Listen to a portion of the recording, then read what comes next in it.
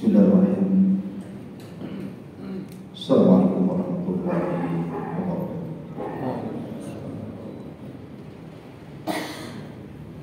Alhamdulillah wassalatu wassalamu ala Rasulillah wa ala alihi wa sahbihi wa mawala wa la hawla wa la quwwata illa billahi wa ba'd. Alhamdulillah di pagi hari ini kembali bisa duduk untuk bertalabul ilmi.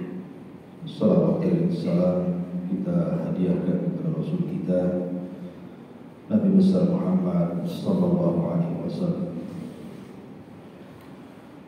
Kita lanjutkan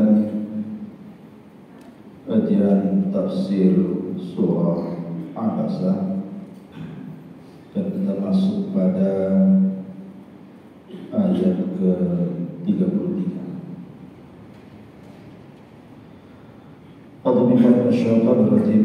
Bismillahirrahmanirrahim. Fa idza ja'atis sakhah yauma yafirrul mar'u min akhihi wa ummihi wa abihi wa sahibatihi wa bani likulli imri'in minhum yawma idzin sya'nu yughni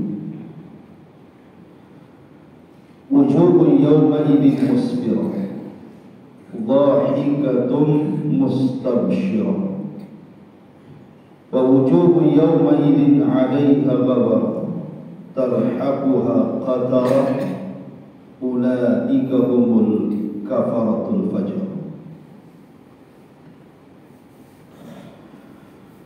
Allah Subhanahu wa ta'ala berfirman, fa idza ja'atis sakhah, apabila datang as-sakhah. Sakhah adalah satu dari sekian nama dari nama-nama kiamat. Ada namanya At-Tammatul Kubra, Al-Jasiyah, atau Al-Qiyamah. Nah, salah satunya adalah As-Sakhah. Apa As-Sakhah itu?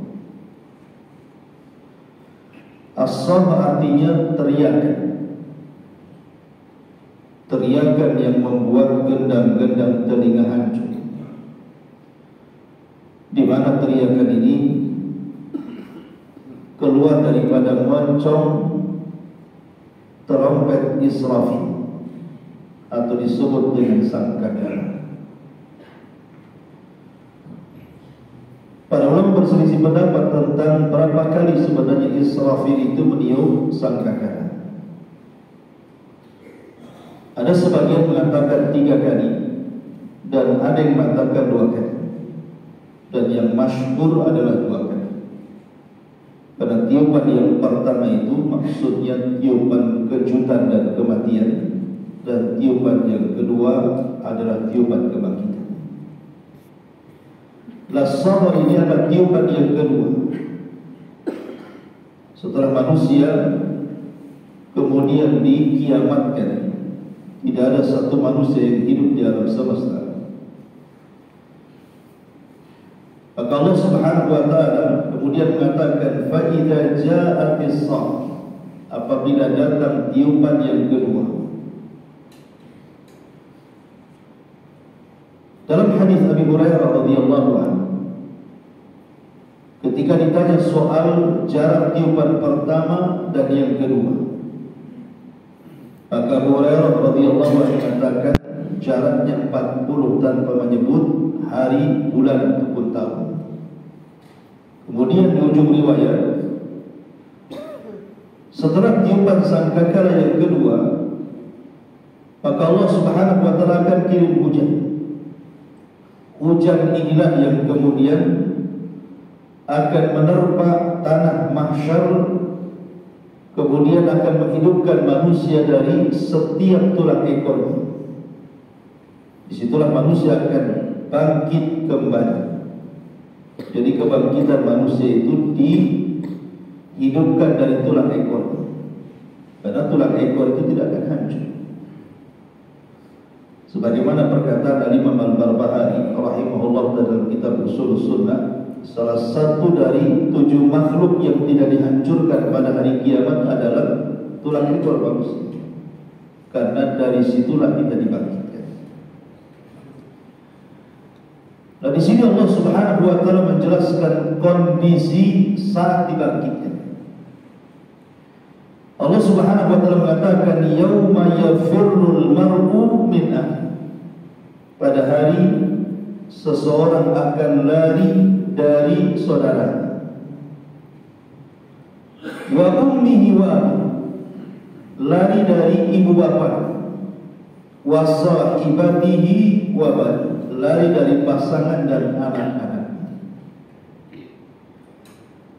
Terjadi silang pendapat.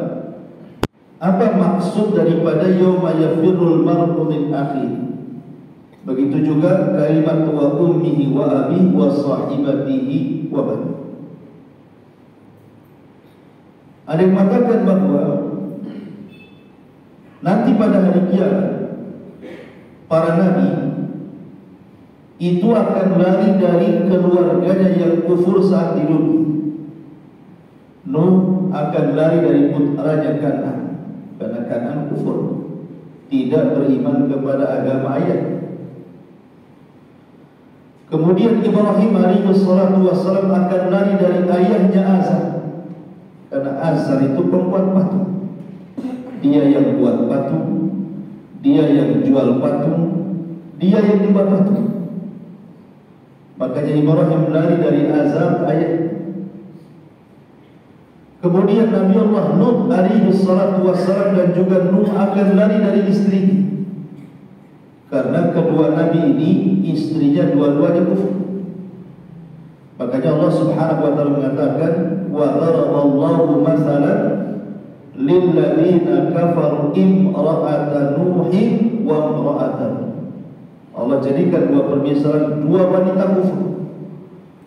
Pertama istri Nuh dan istri Lut alaihi salatu wassalam. Jadi Nuh akan lari dari istrinya, begitu juga Nuh akan lari dari istri. Dan begitulah para nabi, mereka tidak bisa menolak. Karena pada hari itu la ansaba bainahum, tidak ada nasab lagi di antara mereka. Yang akan mereka bawa hanya amalannya saja. Ini penafsiran yang pertama. Penafsiran yang kedua, ayat ini bukan mencakup para nabi saja, tapi semua manusia.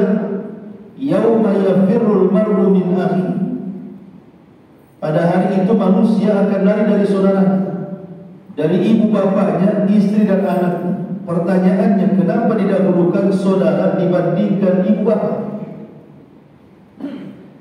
Kenapa Allah tidak mengatakan yauma yafirrul mar'u min ummihi wa abihi, tapi Allah dahulukan kalimat saudara?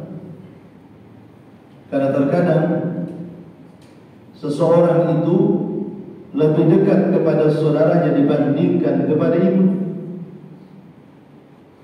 Atau terkadang saudara di sini maksudnya kawan.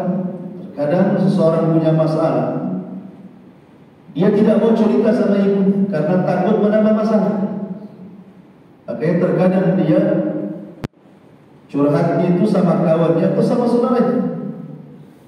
Nanti pada hari kiamat, saudara atau kawan akan berlepas diri dari kita. Masing-masing akan meninggalkan karena sibuk masing-masing dengan hisab yang akan dihadapi.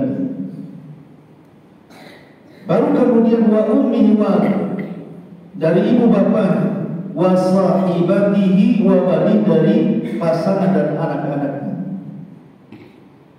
Aisyah radhiyallahu anha ummul mukminin pernah ditanya atau bertanya kepada Nabi sallallahu alaihi wasallam, Rasul, apakah manusia akan dibangkitkan hufatan uratan ghurlan umman? Rasul, apakah manusia akan dibangkitkan dalam posisi tidak pakai sandal, kembali tidak dikhitan, telanjang bulat dan tidak membawa apapun di badan? Kata Rasul, ya. Kemudian Aisyah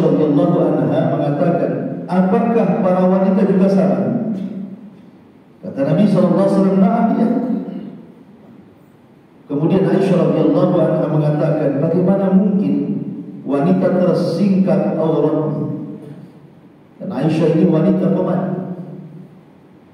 Maksudnya Aisyah radhiyallahu anha, bagaimana mungkin kalau seandainya seorang wanita dibangkitkan seperti laki-laki, telanjang dan begitu seterusnya, apa tidak memandang aurat satu dengan yang lain? Maka Nabi SAW mengatakan, "Asya'nu yawma idzin a'zam," bahwa perkaranya pada hari itu teramat sangat besar. Jangan lagi cerita memandang aurat, mikir diri sendiri saja udah kerepotan gitu. Dia tidak akan mandang siapa, karena masing-masing akan menjauh dari orang lain. Tetapi kata para ulama, ini kondisi orang-orang kafir. Sekali lagi, ini kondisi orang-orang kafir digambarkan seperti ini. Adapun kondisi orang-orang yang beriman tidak seperti ini. Karena ada ayat yang lain mengatakan, "Walladzina amanu wattaba'athum dzurriyyatuhum biimanin alhaqna bihim dzurriyyatuhum." Orang-orang yang beriman, kemudian keimanannya ditularkan kepada keluarga besarnya, maka mereka akan dikumpulkan bersama anak cucunya. Jadi pada hari kebangkitan, orang-orang yang beriman, yang taat kepada Allah Azza wa Jalla, yang kemudian ketaatannya ditularkan kepada keluarganya, mereka tidak akan datang. Tapi mereka akan dibangkitkan berdekatan satu dengan yang lain. Dan ini bisa menghibur ketika manusia sedang lari ke sana kemari, dia tidak lari. Bahkan ketika manusia kemudian mencela dirinya saat dibangkitkan, "Ya wailana man ba'atsana min marqadina," duhai celaka siapa yang membangkitkan kami dari tidur kami. Orang-orang yang beriman yang berkumpul bersama keluarganya, mereka akan mengatakan, "Hadza ma wa'ada ar-Rahman wa sadaqal mursal." Inilah janji Ar-Rahman dan benarlah ucapan para rasul. Jadi kondisi manusia yang firul mar'u min akhi, ini kondisi orang-orang kafir. Jadi mereka lari ke sana kemari karena pada hari itulah ma'lam malam, tidak ada ma'lam dalam riwayat, tidak ada alamat. Maksudnya tidak ada alamat itu memang tanah terbentang rata, tidak ada yang meninggi, tidak ada yang merendah, dan semua berwarna putih. Seolah-olah tanah itu tidak pernah diinjak oleh dosa, sehingga manusia bingung mau kemana. Karena semua tanah sama, tidak ada bangunan, tidak ada rumah, gitu. Semua rata. Makanya kemudian kata Rasulullah, "Ma'lam, tidak ada ma'lam." Di sini kemudian manusia lari ke sana kemari.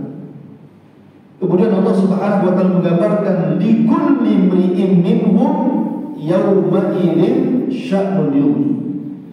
Pada hari itu setiap manusia mereka akan sibuk masing-masing atau mengurus diri mereka sendiri. Dari sini kita tahu bahwa pertanggungjawaban di hadapan Allah Subhanahu wa taala adalah amalan kita. Jadi tidak ada gunanya nasab. Tidak ada gunanya nasab di dunia, karena yang ditanya ini soal amal. Kemudian Allah Subhanahu wa taala menjelaskan tentang wajah-wajah orang-orang yang beriman dan wajah-wajah orang kafir. Di sini Allah mengatakan, "Wujuhu yawma idzin musfir." Pada hari itu ada wajah-wajah yang musfir, yang bercahaya. Wajah orang yang beriman pada hari kiamat itu ada 4 wajah. Orang-orang yang beriman akan memiliki 4 wajah pada hari kiamat. Dan itu semua dicantumkan dalam Al-Quran.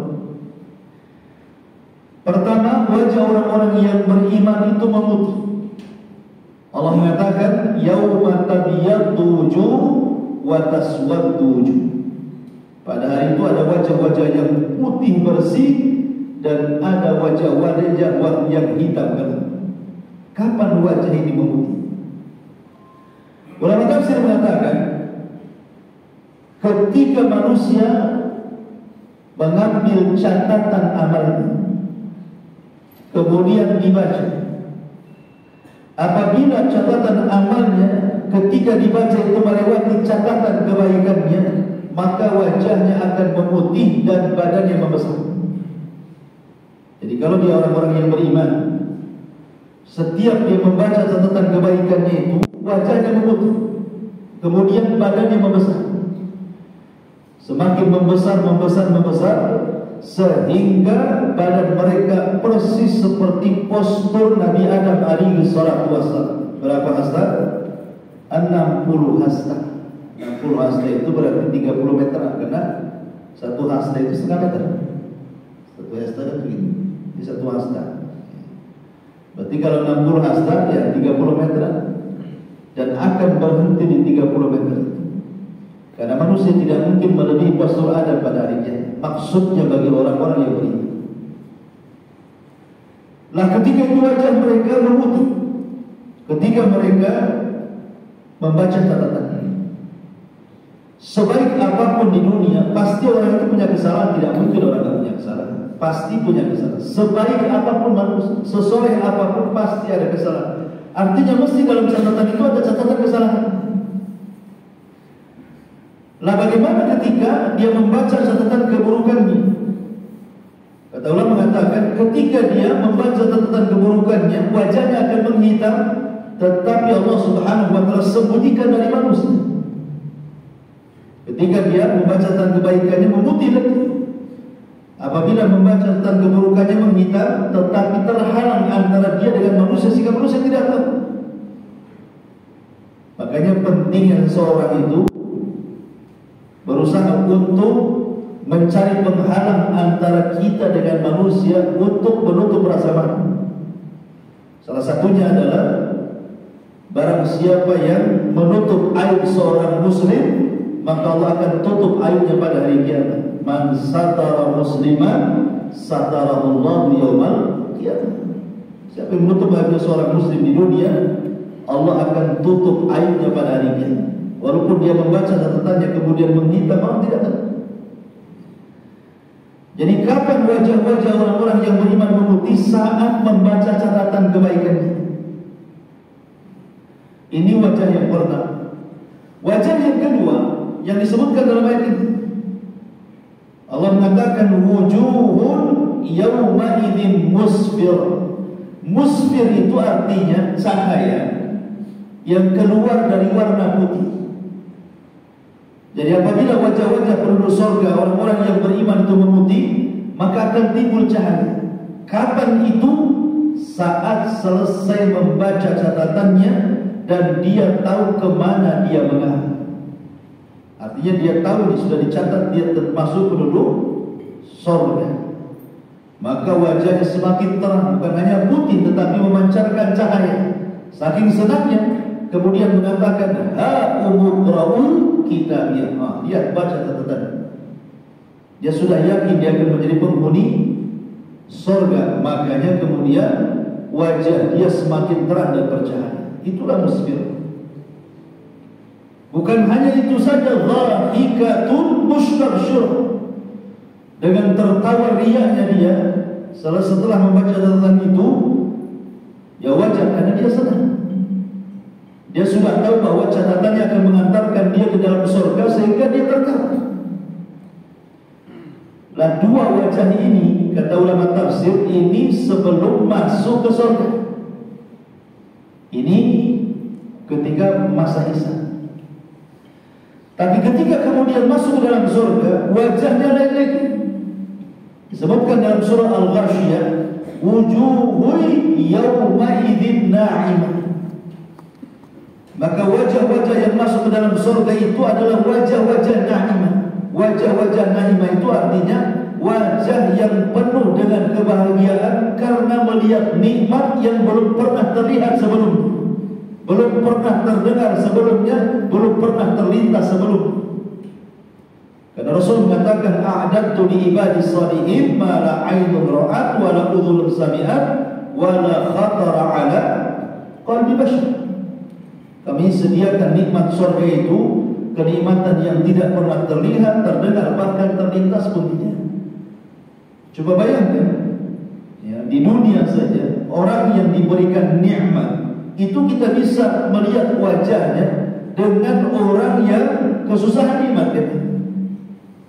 Coba bisa lihat orang yang banyak duitnya baru dapat duit gitu, itu wajahnya nampak bersiul-siul, berseri-seri, nampak nih banyak duit gitu. Padahal tidak ada duit, tapi murung, nampak banyak utang. Nampak di dunia saja ya. Orang yang banyak nikmat dengan orang yang sedang susah itu dari wajah kita nampak.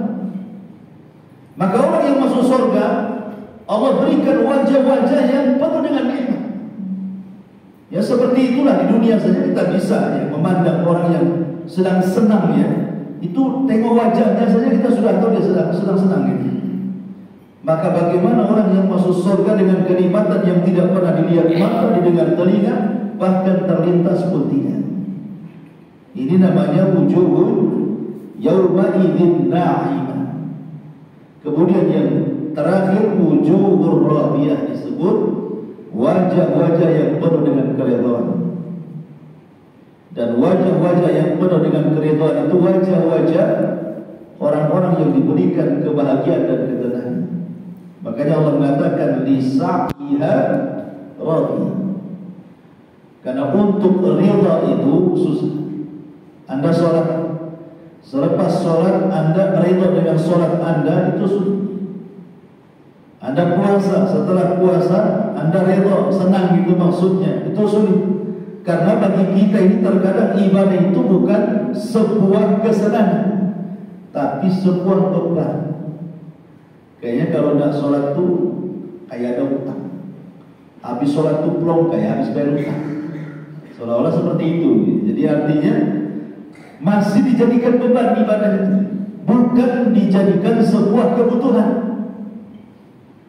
Lah wajah-wajah yang ridho itu karena di dunia betul-betul dia dibuat kesenangan, ibadah itu kesenangan dia. Kalau habis sedekah itu puasnya luar biasa. Makanya orang-orang yang seperti ini, maka di surga pun Allah Subhanahu wa taala akan buat wajah dia ridho. Wajah orang ikhlas dengan wajah tidak ikhlas itu kan nampak lah kan ini. Orang-orang yang pura-pura ikhlas dengan betul-betul ikhlas itu nampak. Artinya bahwa di sini Allah Subhanahu wa taala di akhirat itu buat 4 wajah. 2 wajah sebelum masuk surga, 2 wajah ketika masuk ke dalam surga. Wujuhun yauma idzin musfirah. Pada hari itu ada wajah-wajah yang musfirah, yang bercahaya. Tadi saya katakan bahwa musfirah ini wajah yang setelah dia membaca seluruh catatan amalnya. Aisyah radhiyallahu anha pernah saya ceritakan di sini, suatu ketika pernah memandang wajah Nabi sallallahu alaihi wasallam. Subhanallah, surah Abasa ini di permulaan surat kan bicara tentang wajah. Di akhir surat juga ditutup dengan wajah. Di awal surat itu kan bicara tentang wajah yang bermuka masam. Nabi SAW bermuka masam, walaupun Rasul itu sebenarnya tidak pernah bermuka masam seumur hidupnya, hanya 1 kali. 1 kali saja Rasul itu bermuka masam ketika datang Abdullah ibn Ummi Maktum. Dan ini mukjizatnya, mukjizat Nabi SAW. Siapa di antara kita yang sanggup tidak bermuka masam seumur hidupnya? Tadi sanggup. Bahkan kebanyakan kita ini kebanyakan masamnya daripada manisnya. Ini mukjizat Nabi kan. Seumur hidupnya tidak pernah bermuka masam 1 kali saja. Ini pun ditegur Allah. Kemudian ketika di awal bicara wajah, di akhir pun bicara wajah. Wajah orang-orang yang beriman dan wajah orang-orang yang kufur. Jadi suatu ketika Nabi SAW itu digiliran Aisyah radhiyallahu anha dan bermalam di rumah Aisyah radhiyallahu anha. Maka suatu ketika Rasul meletakkan kepalanya di paha Aisyah radhiyallahu anha, kemudian sampai tertidur. Itulah kebiasaan Ummul Mukminin. Dia tidak akan tidur sampai Rasul tidur. Ini contoh sama ibu-ibu. Biarkan suami tidur dulu baru ibu. bisa Ustaz. Suami saya kalau tidur ngorok, saya pula tak bisa tidur sampai subuh katanya. Jadi Aisyah radhiyallahu anha ketika Nabi SAW tertidur pahanya, dia pandangi wajahnya. Disitulah Aisyah radhiyallahu anha tiba-tiba menangis. Tetesan air matanya terkena wajahnya. Sontak saja Rasul lagi tidur, terkena tetesan air mata istrinya, bangunlah. Kemudian duduk, dipandangnya wajah istri. Kemudian Rasul mengatakan, ya Aisyah, lima tabki wa lima dum. Wahai Aisyah, kenapa kau menangis dan kenapa pula air mata menetes seperti itu? Coba bisa bayangkan, Aisyah sedang memikirkan apa di sini? Apa Aisyah berpikir karena rumah sempit dia menangis? Karena belum punya rumah sendiri atau gelang belum penuh? Bukan itu. Tapi Aisyah radhiyallahu anha mengingatkan kepada kita soal hari di mana sangat menakutkan. Ketika Aisyah radhiyallahu anha ditanya, kenapa engkau menangis wahai Aisyah? Kata Aisyah radhiyallahu anha, tadzakkartu yaumal qiyamah. Rasul, aku diingatkan dengan kiamat, makanya aku menangis. Adapun aku memandang wajahmu, hal tadhkuru bi ahlika yaumal qiyamah, apakah kau akan ingat dengan keluarga pada hari kiamat? Kau akan ingat istri? Maka Nabi SAW mengatakan, amma fi thalathati mawatin fala yadhkur ahadun ahad. Adapun di 3 tempat, kata Rasul, seseorang tidak akan ingat siapa kecuali dirinya sendiri. Dia tidak akan ingat istrinya, orang tuanya, anaknya, tidak akan ingat di 3 tempat. Kemudian Nabi SAW menyebutnya, pertama indas sirat, ketiga meniti titian siratal mustaqim. Orang tidak akan ingat. Yang diingat bagaimana dia selamat, bagaimana dia tidak sampai terjatuh ke jahanam dan dia bisa selamat meniti titian siratal mustaqim. Kemudian yang kedua, indal mizan, ketika seseorang ditimbang, dia tidak akan ingat siapapun. Dia hanya ingat dirinya, bagaimana timbangan kebaikannya lebih berat dibandingkan timbangan keburukan. Kemudian yang ketiga, inda tatayuris suhufi, ketika catatan-catatan itu diterbangkan, sampai dia bisa memastikan bahwa dia mengambil dengan tangan kanannya dan tidak mengambil dengan tangan kirinya, apalagi mengambil dengan tangan kiri di balik punggung.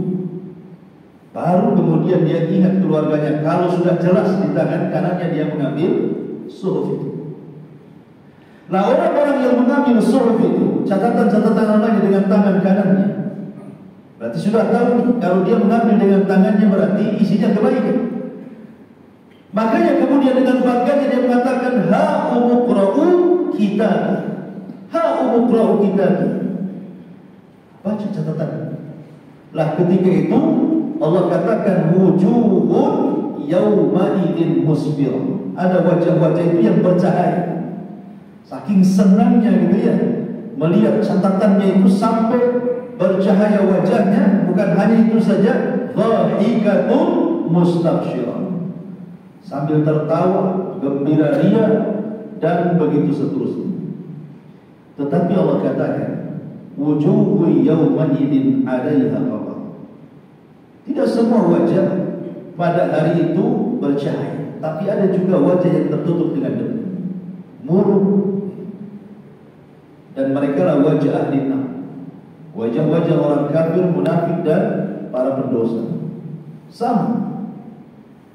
Wajah para pendosa juga memiliki beberapa wajah. Pertama, wajah mereka saat memegang catatan itu. Ketika dia membaca catatan itu, wajah mereka akan menghitam. Yauma tabyaddu wujuh wa taswaddu wujuh. Pada hari itu ada wajah-wajah yang putih bersih, tapi juga ada wajah-wajah yang hitam gelap. Kapan? Saat membaca catatannya, menghitam wajah. Semakin dia membaca keburukannya, semakin menghitam. Kemudian badannya membesar tanpa ada batas besarnya. Kalau orang yang beriman kan ada batasan.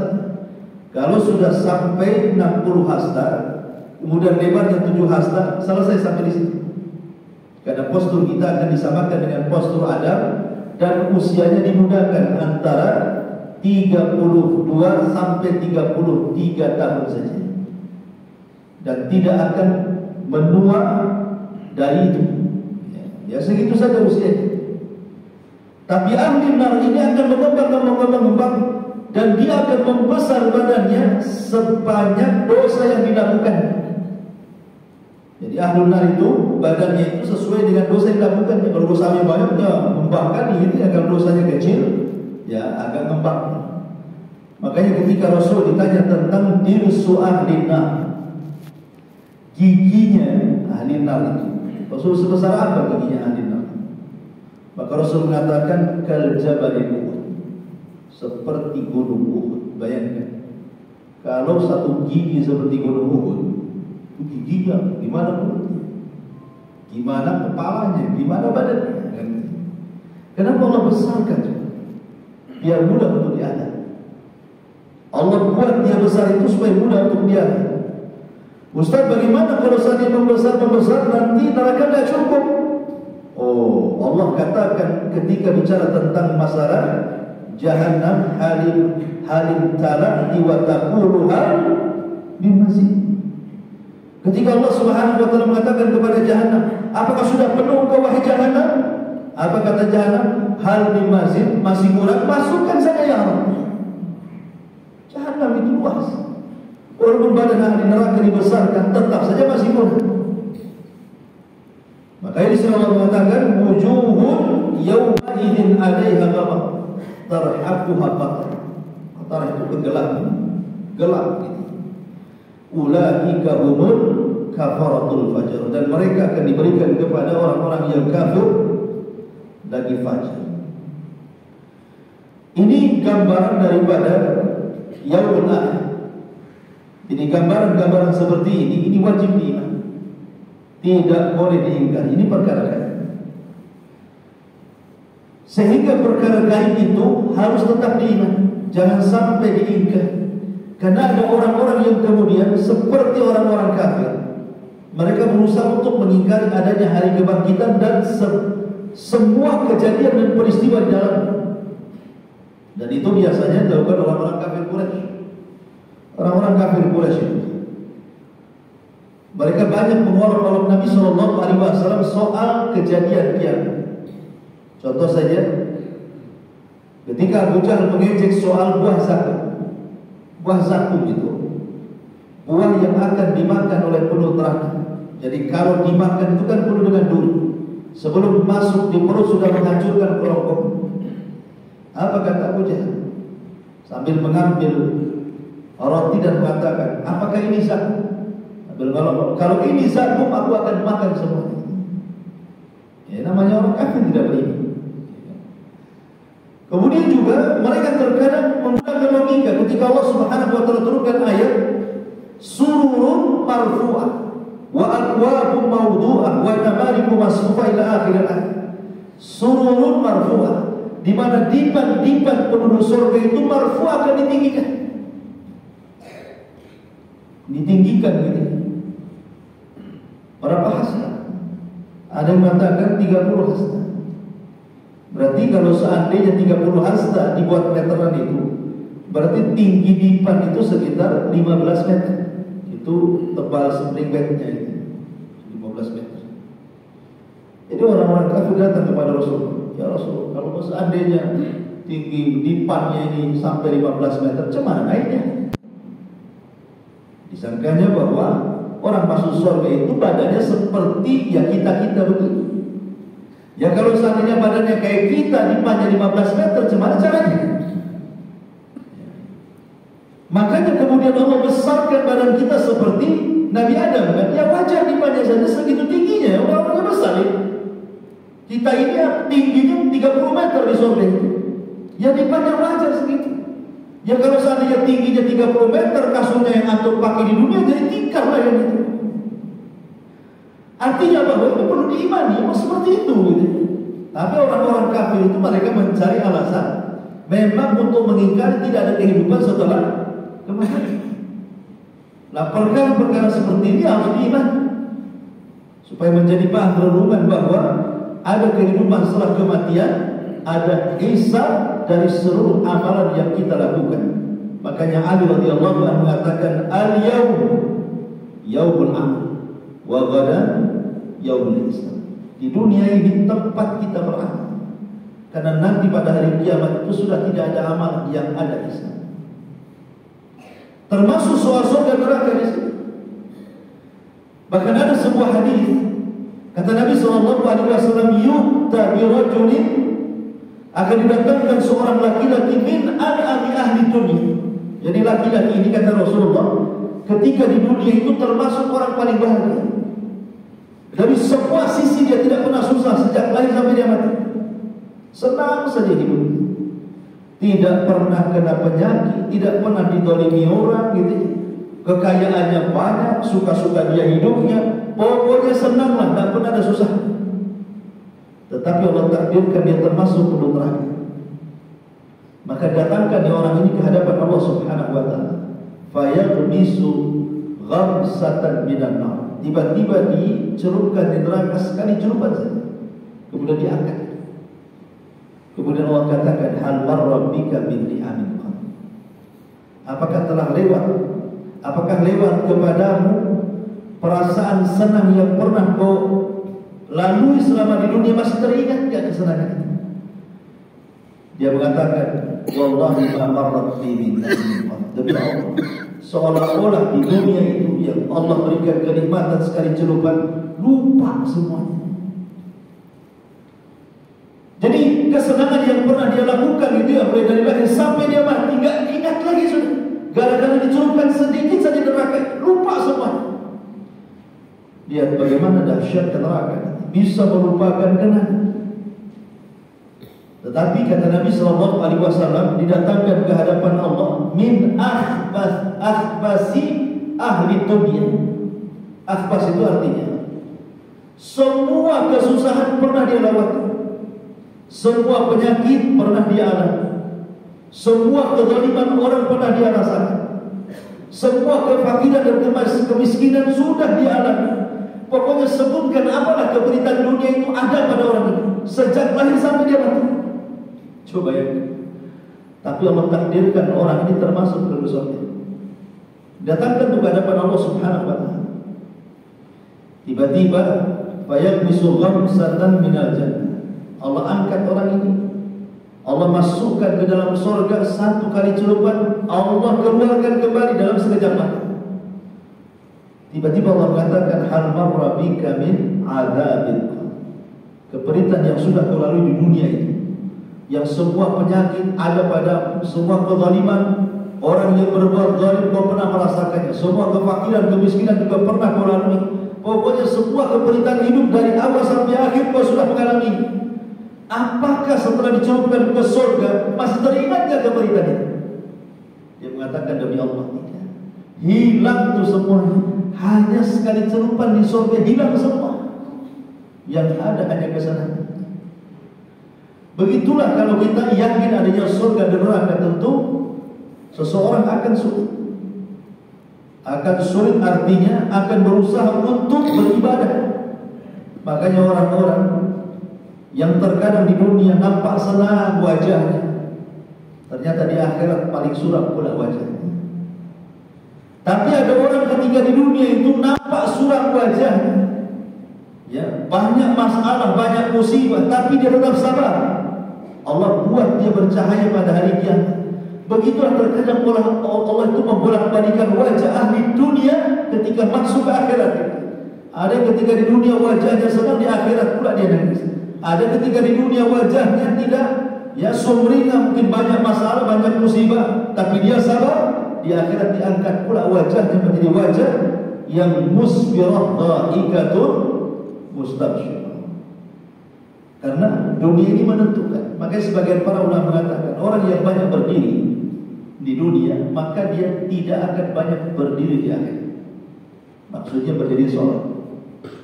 Jadi orang kalau banyak sholat, dia banyak berdiri, ya kan, sholat wajib, sholat sunnah, maka dia tidak akan lama berdiri di padang mahsyar. Seperti itu. Orang yang biasa hidup di kegelapan, maksudnya di malam hari tahajud. Karena bagi para ulama salaf, malam itu mengingatkan mereka akan neraka. Karena neraka itu kan gelap. Jadi orang-orang soleh di malam hari mereka tidak tidur, karena malam itu mengingatkan mereka kepada neraka. Makanya mereka menghidupkan malam itu dengan qiyamul lail. Ketika apabila sudah sampai datang waktu fajar shadiq, maka diingatkan dengan surga. Karena mengeluarkan dari kegelapan ke cahaya. Surga itu terang, neraka itu gelap.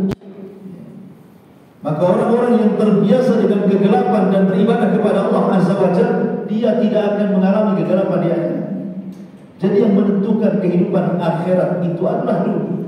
Makanya sering saya istilahkan, walaupun kehidupan akhirat itu sangat dan bahkan panjang sekali, dan kehidupan dunia ini sangat dan teramat pendek sekali, tapi panjangnya kehidupan itu tetap ditentukan dengan pendeknya kehidupan dunia. Maka yang pendek ini jangan disia-siakan, karena itu menentukan panjangnya kehidupan yang melelahkan. Subhanallah bihamdika, asyhadu an la ilaha illa anta, astaghfiruka wa atubu ilaik. Allahu ta'ala. Assalamualaikum warahmatullahi wabarakatuh.